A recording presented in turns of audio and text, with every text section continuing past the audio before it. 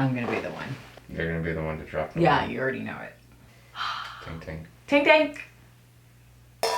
Cheers. It's a celebration to survive. Children are asleep. 5 months with 2 children. That was cool. Hello fam, welcome back to the Kids OT Help channel. If you happen to be new, my name's Nicole and this is my lovely husband, Mike. And today we're gonna be chatting about the transition from 1 child to 2. Because this was like a real hot topic for me for years before we decided to have kid number 2. That's a nice way of putting it. Well, I think I actively went out and polled people and said, what's harder? The transition from 0 to 1 or 1 to 2? And so we're going to talk about it. Sure. Yeah. But before we do that, I thought it'd be fun for both of us. We're like on the same page 1,000%, so this isn't going to be a surprise to us. But I figured on the count of 3, we would say what was harder. Transitioning to the first child or transitioning to the second. So we'll say first or second on the count of 3. 1, 2, 3. First. 1,000%. The first. We almost didn't have 2. 1,000%. Because of how hard the first was. Yeah. And I'm really happy about that because who knew? Who knew? Hindsight, it's just a gift. It gives you so much perspective. And, you know, in the early days when you're first becoming a parent and you have no idea what to expect, it's a lot. It's a huge transition on your marriage. It's a huge transition for family and friends. And once you're in a groove with becoming a parent, I think that it just paves the way for less resistance and a smoother transition the second time around. There's something to say to that before we jump into the questions I have on my phone? Sure. Well, I don't know what the questions are, so we might be getting into this anyhow. But it was very clear, I think, by the time maybe Kai was 3, that he needed a that's sibling. one of the questions. Oh, it is? Okay. Well, spoiler. Maybe we'll just get more into the details later on. So I'm going to pull him up. And he's joining me today because we wanted to talk about the transition from 1 kiddo to 2 kiddos. And let's get into it. So we have some questions, really great questions about the difference between raising 1 child versus 2 kiddos. So we're just going to dive in and answer these questions. And hopefully you'll feel good about whatever decision it is you're making around whether you have 1 kiddo or 2 kiddos. Okay, so the first question is it better to have 1 kid or 2? It's so loaded. And of course, now that we have 2, I could never imagine going back. So it'd be pretty rude. Infinitely better having 2. That being said, those first few years with Kai, I did really enjoy the family dynamic of just the 3 of us. It was magical. Like, so special. Yeah. I mean, he was like our little best friend. He was. I mean, we got to do so many firsts as a family of 3. Yeah. And I have no doubt that there are children or families that would thrive with just having an only child. But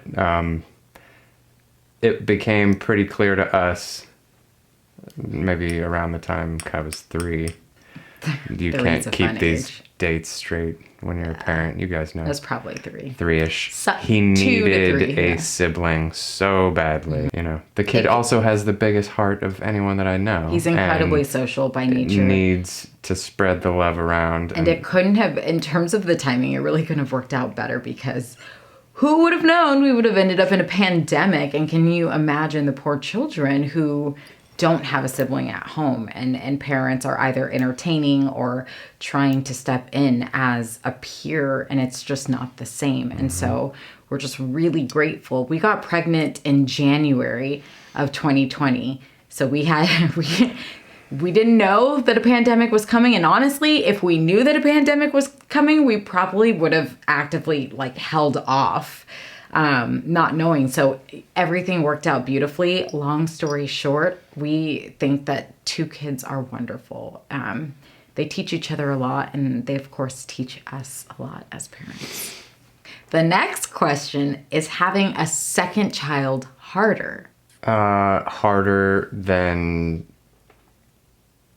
just having the one child, or is the second child harder than the first child? I guess I'm open to interpretation. I hear it as, is it harder to have 2 children, or is it harder to have 1 child? So to put it in context, Kai just turned 5, and I can imagine, like, bless them, the families with 2 under 2.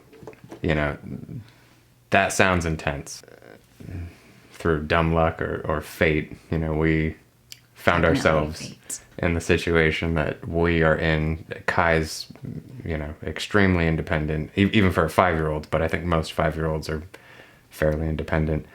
And so it doesn't feel really any more difficult than, you know, when we just had him at this age. And we've certainly let some of our unrealistic aspirations in terms of what parenting looks like on the day-to-day. You get, you know, this glamorous okay, so here's an example. What parenting is going to be like, with and what your 1 child kid, is we're going to be like. no screen time whatsoever.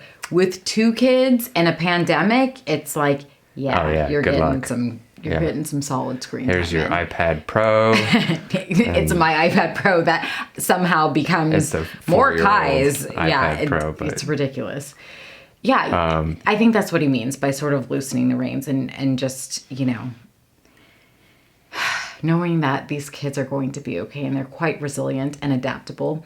At the same time, we do hold pretty high standards for ourselves in terms of... Yeah, I'm not really trying to, you know, chop down the standards. I think maybe it's the anxiety around perfection, or... Yeah, you let that go. Definitely let that go. Yeah. And I think it's a sort of trust that you build and an ability to know that you're going to be a great parent. Your child is going to thrive under your care. And that's something that you just have to experience the first time around to know that you can do this and your kid is going to be more than okay. And so the second kid comes around and you have more trust. You're not looking so much for external validation. Is my kid okay? Am I doing this right? You know, the anxiety-filled nights and days of what is this, and Googling everything. It's like, oh, I kept a kid alive for 5 years. Like, chances are I'm probably good the second time around, you know? So that you just strengthen this inner trust within yourself. What we're getting at. Yeah. Mm-hmm. Okay, how does being a mom or dad change you? That's a good one. How doesn't it change you, I think, is a counter to that. But if we can be concrete in any way to go. You can certainly start. And I'm trying to tie in maybe how I changed with each child, but you can go on ahead and start. Yeah, this is an entire separate video, but I found conscious parenting because I became a parent. Like, I knew the concept beforehand, but it was literally my experience as a first-time mom in the early days where I was struggling with postpartum anxiety and worry and stress and the perfectionism, and really having to shed that. I was such a people pleaser before I became a mom, and I cared so much about that external validation, and watching Kai just be his most authentic self and not being conditioned to care what other people think was a huge mirror and a huge learning lesson. And it sent me on my trajectory of emotional intelligence and healing past traumas and wounds. And it has literally made me such a better woman. I am who I am.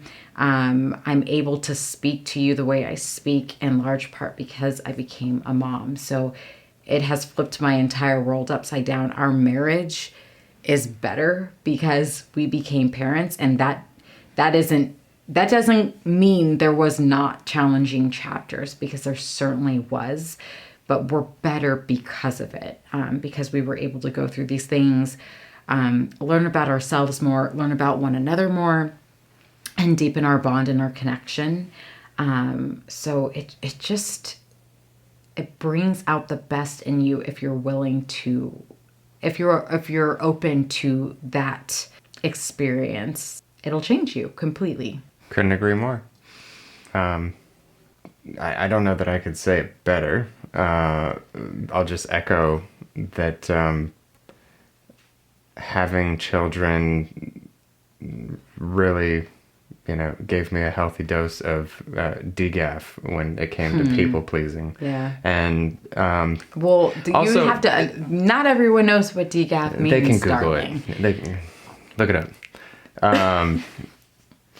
Does it come up on Google search? I'm sure it would come up on Google search. Hey, Alexa. Here we go. What does degaff mean? Urban Dictionary. As a noun, decaf is usually defined as decaffeinated coffee or tea. As an adjective, Not decaf, decaf is Alexa. usually defined as Alexa, what does degaff mean? the noun gas is usually defined as a substance possessing perfect Urban Dictionary. Alexa, It'll come up stop. on Google though. Yeah. Need to ask Google, not Alexa. Thank you, Alexa. Have a nice night. Yeah. Mute. Take the night off. Good night. Thanks. Good night. Thank you. Sleep well. Yeah. Before I became a parent, I'll be the first to admit I was very judgmental of parenting and Oh yeah, we were other on the high people's horse. parenting. Yeah. 1000%. There are all these things that I will never let my never. You won't catch My me. child? Absolutely not. Over So- my dead body. It's Yeah. hilarious, you guys. It's hilarious. Yeah. And then reality sets in. There's that. So through that process, I think you shed some layers, or like my wife so eloquently said, What did I say? What did I so eloquently say, doll? I wish I See, we could can't remember the have words. the wine with the sleep deprivation, you guys. This is gonna be a little. We're just gonna have to make it through. Decondition is what I said, but that's probably where you were, Sure. getting at. Run with it. Tink tink. So, in a nutshell, you were saying. In a nutshell, I could care less whether or not someone else is judging my parenting methods or how we're raising our family, or any aspect of that. That is the furthest thing from my mind, what the world thinks in terms of what we're doing. Because I'm present enough throughout this process to, be good with that. Yeah. What's a good age to have a second child? Depends on who you're asking. Yeah. Yeah. Yep. For us, it was we've done now. a couple takes, so I don't know whether that's going to make it into this cut or not. But, I was talking about the families that have 2 under 2. God bless you. We could not have done that. It wasn't right for our path and, No. and where we were in our lives. Yeah. I'd say by the time he was about 3 years old, we started having the conversation of, are we ready? Because we recognized that he would benefit. And it still took some time. I mean, he was almost 4. Yeah, but by we the time were we got pregnant before and we miscarried. So we This got is true. Yeah. pregnant in September of when he was about 2019. 3.5, we were Pregnant. ready to move forward Yeah. with the second child. So, he still would have been 4 1/4. Yeah. But the I think go ahead. Sorry. just the age gap, and again, every child, every family is going to be different, but I think it couldn't have worked out better for Kai, this dynamic of older brother, younger sister, and there being 4.5 years between them. He's so attentive and loving, Thoughtful, and caring. Yeah, it's incredible. We're I super think that blessed. had they been closer in age, he's got Vying for attention. yeah, and I think that there could have been some headbutting, Yeah. figuratively and literally. Yeah, I think more importantly, there were things that came up when I became a parent that it was obvious I needed to take time to heal physically. I had a traumatic birth experience with Kai, so I had to heal physically. I was not ready to physically go through a pregnancy and a birth experience again. And emotionally, it brought up a lot for me. And it's important for me and, my husband to be the best we can be for our kiddos. And so it made sense for me to take the time and the space to heal and to get our family unit aligned and in a place where we could hold the energy of bringing another soul into our world. And, we made peace with the fact that it was going to be a little bit longer than we probably first imagined. I don't think that we went into this thinking there was going to be 4.5 years between our kiddos. That's what panned out, and that's what's right for us. And just going back to what Mike was saying, it's really important to get that DGAF, Google it, state of mind, because you don't want to be making decisions based off what everyone else is doing or what your parents did or what everyone else thinks is best for you. You've really got to learn to tune into that internal guide, and you'll know when it's the right time. When you guys are all in the right space and on the same page to move forward with expanding your family if that's something what you want to do. So follow that. Tink, tink, tink, tink. We were taking a little hiatus from wine, so this is going to hit us a little quicker. So we're gonna have to move through these questions. Okay, how do you adjust to 2 kids? Do you though? You do. You just do. You just do. Yeah, exactly. You just do. You don't have a choice. You bring another kid into the world. I mean, Kai probably had to make the most adjustments. In that he was no longer the baby. Yeah. Other than that, I mean, it's a constant dance. We're still adjusting. It's not like we're adjusted. And honestly, if we were to do this video 6 months from now, our answers might be different, maybe we'll have to do that. Yeah, maybe we will. We're still adjusting. I mean, Naya keeps us on our toes. We've been sleep training for the last 2-3 nights. Sleep training's an interesting term, but whatever.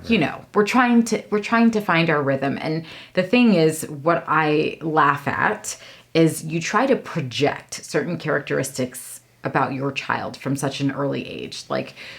Naya was sleeping through the night at 4 weeks, 5 weeks, and we deemed her our easy child, the good sleeper, all of these things. And what happens when you do that is they show you all of who they are. They're like, but wait, I can shape shift and turn into something completely different. And so now we have a child who is waking 3-4 times in the middle of the night, won't nap. And so it's a constant dance. She's evolving, she's becoming more of who she is, and we are adjusting, and we are becoming better parents who are more flexible and able to adjust with the times. So you just do. I mean, it's almost like going back to having it is going back to having a newborn, Yeah. but going back to having one child, at least where Kai's at. I mean, he can get himself into the car, even get himself strapped in so he can feed himself. He can go make himself a bowl of cereal. He's even made himself a peanut butter and jelly sandwich. He can wipe his own butt. That's a new one. That we're so proud of. fairly new. Yeah. Yeah. So in a lot of ways, some aspects of parenting him have fallen away, and they've just But then shifted they get onto the new baby. replaced with new things. Sure, Like yeah. a very independent attitude and having to guide appropriate versus inappropriate behaviors or comments or, Yep. staying in his lane. Well, But- and then the physicality of being a young boy, like taking him to the pump track, or Yeah, he getting wanted his sensory needs met Heelys. and- I mean, I never had Heelys. Were they even around when we were kids? I think they were around when we were teenagers. I'm pretty sure. That's his new. He wants to wear his Heelys everywhere. He's skating. He's rolling. He's through the- trying. It's cute. It's super cute. That's so- what it's. Yeah, but again, I just want to shout out and give praise to the parents out there with two little children. Yeah, bless you. because I can imagine. And single parents, single moms, Yes. single dads. It's so much. It's Mm-hmm. a lot, and I'm a huge believer of community, and it takes a village, and it's a big part of why I started this channel. And so, you guys are doing amazing. I mean, that might be worth sharing with the audience too, because I think it had a big impact on our experience the first go around. Now, we have so much more support now than we did The first when Kai was born. I mean, there were so many facets of that too. We were the first of any of our friends to have a child. We were the first Significantly, like years before anyone else first was really kids having, on both sides to have a child. yeah, first grandbaby on Yeah. both sides. Then we were also, in a different financial situation. We're currently able to have a nanny a few days a week. My sister has been able she's an to angel. come help Just a out baby angel. significantly. So we've- and then Kai's a help. Right. So the support level in, rearing Naya is night and day from the first go around. 1,000%. I think that's worth noting. I'm kind of, this one is having a second child worth it? Short answer, yes, it is worth it. One child or two, how does a mom decide? We kind of touched on this in multiple ways. One child or two is better. How to manage 2 kids. I think in some senses we've touched on this. We desire to expand our support network, and we waited a bit until we could do that. But energetically, like, I read this question as how to manage 2 kids because the first thing that comes to me is energetically. Like, a lot of moms think, how can I share my heart? Like, I love this child that I have so much. I can't imagine having another child. And like, how do I split my attention, my time, my energy, my heart? And you probably hear this very cliche answer of it just happens and you do. But it's true. It's this strange thing where I was actually having this conversation with a friend today where you think that you're a certain type of person and you're like, oh, I just can't handle this much stuff. Like, I'm just someone who gets really tired easily. I'm just not that type of person who can take on more. And the crazy thing is that the type of person you are is not fixed. If you desire to have a second child, you will expand your energetic capacity to hold the love, the attention, the time, the space to care for 2 children. And I know this because this is my experience. We waffled back and forth for years because I believed I was someone who would have a complete and total meltdown, that I was only meant to breed 1 child, and that's all that I could carry. And the truth of the matter is that we are adaptable, flexible, growing, evolving beings. And when we desire to do something, we will be supported in one fashion or another to hold that desire. And, we went for it, and it felt really scary as we were pregnant. We're like, what are we doing? We're bringing another kid in. Like, we barely survived this first time. And, I think it really taught me a lesson. Naya's birth was so beautiful in that it broke so many of my limiting beliefs.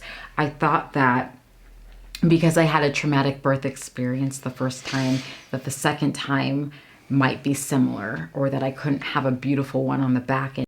But the truth of the matter is that when Naya was born, it was the most beautiful experience. And I learned that I was able to hold two kiddos with so much love and attention and space, and also grow a business and have an amazing relationship with my husband. And so I just want to share this with you because it's super important. Try not to limit yourself or put a cap on what it is you think you're able to do or accomplish, because the thing is again, we're always changing, we're always evolving. And if you desire something, you should really go for it, because chances are you're going to surprise yourself. Yeah. I mean, I'll throw out that having our second in a lot of ways was a total leap of faith. We did not have things planned out to a T like we had at least tried to do with Kai. We were living in a home that, we knew we didn't want to stay in. And we were flirting with the idea, or prepared, at least to potentially have Naya there for a few months. But the stars all completely aligned in so many different aspects of our life. Yeah. And my business took off, your business took off. We were able to get a new home. A friend of mine shared with me a long time ago, before we had Kai, that children bring with them their own wealth and can be a blessing in so many different ways. And, whatever your beliefs may be, I think that there was some magnetism maybe that pulled a lot of these experiences and resources into our We were ready our for world. it. Yeah, it was a complete leap of faith. Yeah, you have to move. We could have sat and talked about it till we were blue in the face.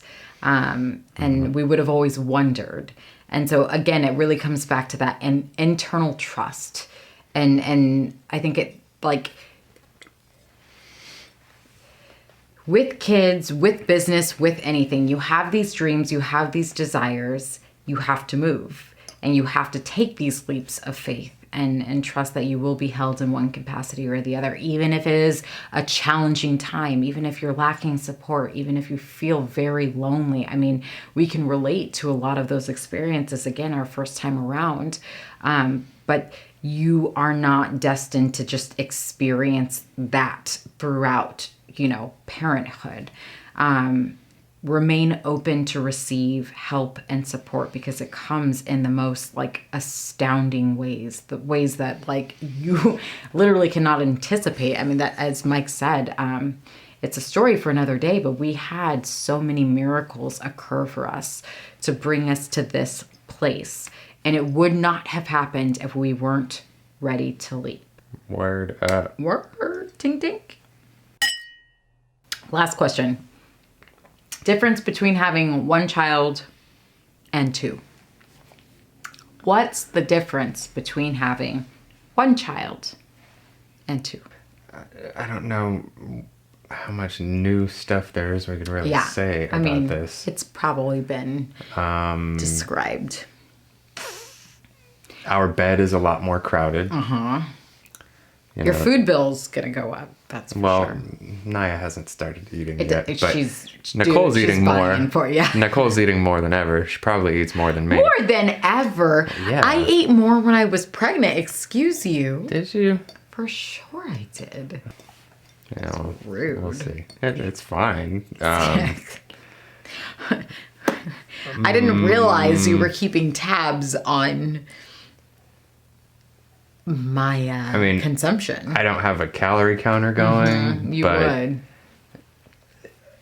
I'm pretty sure I'm pretty sure Kai eats us both this under is the true. table. So 100%. yeah, 100%. there's that. But this one does like 3 cookies every night, 4 on a good night. Dang, Yeah, I'm calling you ruthless! out. Just throwing me under the Yep. bus. Yep. Well, let's talk about your habits then, honey, since we're on the oversharing train. This is a family channel, isn't it? Is it? Okay. All right. So, other differences between having 1 child and 2 children. Well, we've been in a pandemic, but typically you would incur a lot more expenses if you had any sort of daycare or babysitting, nanny. Like, it just obviously your expenses are going to go up. More importantly, you realize it's like 2 different souls. And being really aware of those 2 different souls and their different needs. And then how do you meld everyone's needs and desires so that it works for the family unit? I think that that's the biggest difference. Kai has very apparent needs. Mike has very apparent needs. I have very apparent needs. And Naya's are evolving and shifting as she comes to be who she is. And so making sure that we create enough space and time so that everyone feels seen and heard, like that's a huge difference between 1 and 2 kids. So yeah, you know, again, just being very intentional about that. Because sometimes it's a little deafening when you have competing needs and 2 children who are vying for your attention at that particular moment. But Well put. yeah, that's it. Nothing to Yeah, add? We good? You nailed it. We nailed it. You nailed it. Thank you. Yeah. That's it. If you stuck around for this whole video, you're a real one. We appreciate you. And I appreciate you. Thank you for coming on. I know how much you love being in front of the camera from all your cameo experiences, but Anything it's for you. fun. It's really fun having you on. And I'm sure the dads appreciate seeing a dad on from time to time. So Okay. thank you. You're so welcome. And thank you guys so much for hanging out with us. If you have any questions or comments, anything else we didn't cover that you're dying to know, drop it below. Otherwise, I will catch you in the next video.